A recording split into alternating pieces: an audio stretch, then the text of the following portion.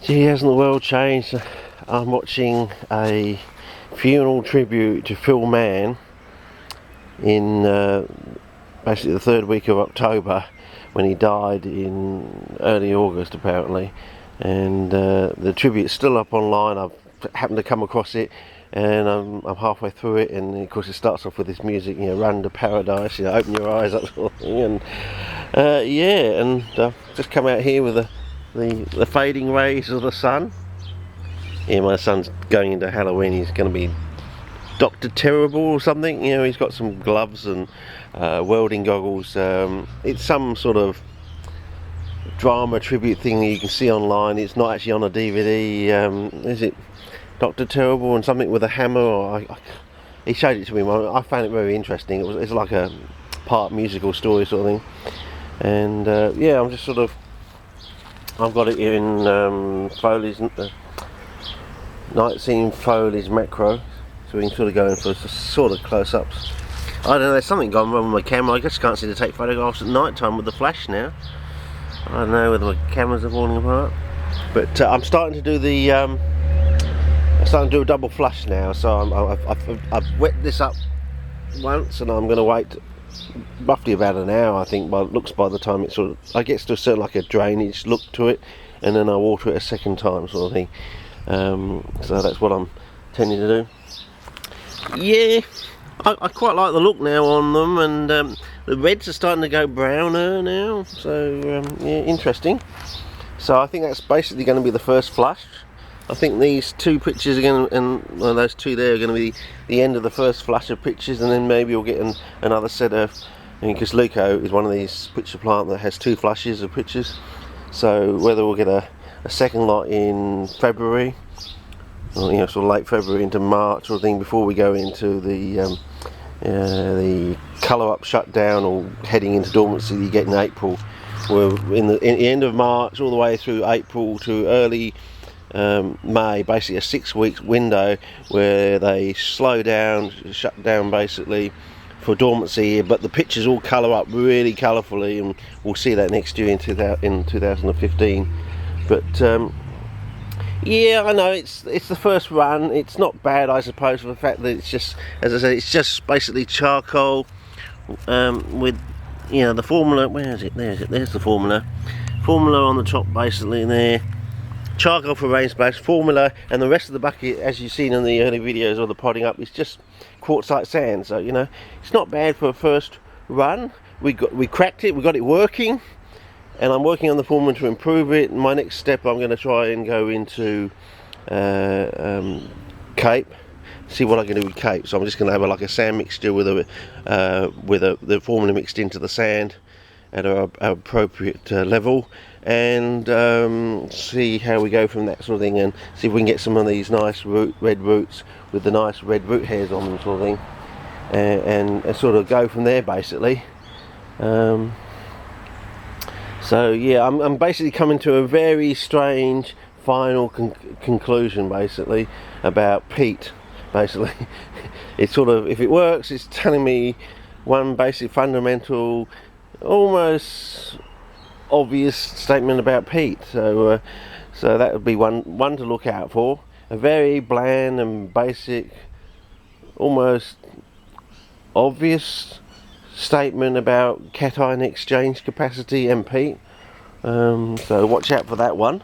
If it works, as I said, well, I mean, this is the start. It's not the best wonderful start in the world, I mean, but you know, it's working, and they are growing, and there's no peat, no coir, no sawdust. It's basically just quartzite sand with the formula on the top. Whether next year I'll make up a few that have the formula spread right through the quartzite sand rather than actually putting it on the surface, maybe that will be better, I don't know, but I'm going to learn from that over the summer period from the Cape sort of thing. So you do want a down low view of these things, sort of down low, sort of going in low, I don't know if you want that sort of thing, sort of, yeah, going in low, because I keep forgetting that this yeah, the Umluftianas, they don't look much at the moment, but you wait till we get to, if they're still alive of course, and we get into April, you know, that sort of April into May, early May sort of thing. That 6-week window when the nights get colder and they all colour up. That's when they go to their best. At the moment they look pretty crap because they're sort of bland white, not enough red in the top section there. But these really do colour up at that time, and it'll be interesting to see what these ones do. But have you noticed the green on here? It's quite pale compared to what you would expect in a Luco. Luco usually has a very dark green, whereas this one here does seem to have a darker green there one, and the reds in this one are really chocolatey. It's almost like that back cover photograph in that old CPN issue, the back colour photograph of that hybrid one. What is it? Luco Ruber or something like that. But it's the same thing. It's all from the same rootstock. That's what I'm saying. So by varying the formula, hopefully in the future we can actually vary the plant. But I do like the, can you see that, the neck frill or rim of that? It's very nice on that, on this one. You see that? Yeah, it's very nice. It starts off very slowly, it's subtly, and it develops into this. So and it gets very, very nice. I'm still wetting this one up on a daily basis.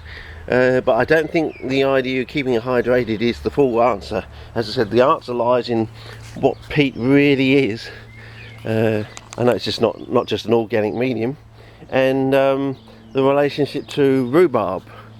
I'm going to come up with some really fundamental, almost seemingly obvious statement about peat and coir and adding organics to your soil sort of thing. It's going to be so fundamentally basic, it's probably going to be almost laughable, almost. That's not a discovery. So it's going to be like, you can't say that. It's almost going to be like, you can't say that's a discovery. But if it's the end of the journey and gives you the answer, surely it is a discovery.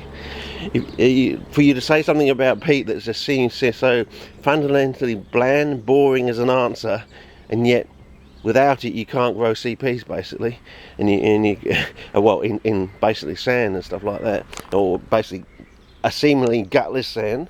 So yeah, so watch out for that one. That will be coming sometime over into next year, I suppose, and in my thesis, of course. But yeah, so yeah, it is possible to grow rhubarb, and it's easier than you think it is, even though all the books now say it's so hard. And yes, it does seem so hard to grow rhubarb. But there's a trick to it. As I said, the trick is in the answer of what peat really is doing. And because they always talk about a rich soil for rhubarb, and peat being a rich organic medium and coir and things like that. Yeah, the answer, but the actual statement or answer is going to be so bland that it almost seems like you can't say that's a discovery. And I'm saying, well, what else do you call it? It's another one of these things in my life, I'm 6 foot tall, but I don't look 6 foot tall because I slouched because I was bullied at primary school. It's one of these, it's going to be one of these things. Is that the answer? And I say, yeah, it seems like it's so bloody bland, you couldn't even, it's almost like you've made a big discovery that's not a discovery. It's sort of like, it's going to be like that. And another one of these odd moments in my life, and he said, well, you spent 40 years to just come up with that statement, and I say, yeah, but without that statement you can't really grow them in sand, can you? In just a little bit of formula in sand, and suddenly you've got them growing. It is an answer, it is a discovery, but it just seems so as I say, bland and blatantly obvious, I suppose. But as I said, it's like that argument of the wood and the trees. You've actually got the tree trunk or the peat stuck right in front of your nose, so you can't actually see. The answer is almost like written on the peat itself, but it's so close to your face that you can't actually read the words. Or you can maybe make out a couple of the letters, but you've really got to move backwards and stand back to see what the word is that's written on the peat sort of thing, or on the bark of the tree, seeing the wood from the tree sort of thing. But anyway, I just thought I'd mention that.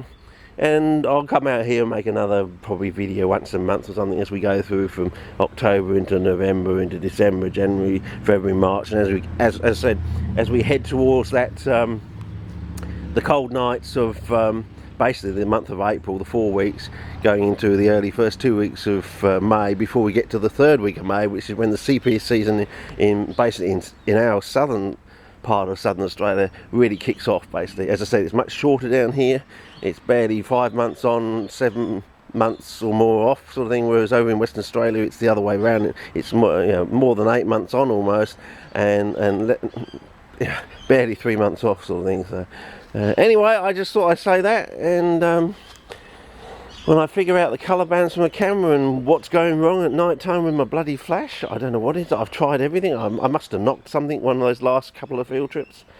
I hope I can figure it out, because I'm wanting to go out for another couple of field trips this coming week, but you know, whether I can afford it or not, I don't know. Whether the camera will be any good now, I don't know.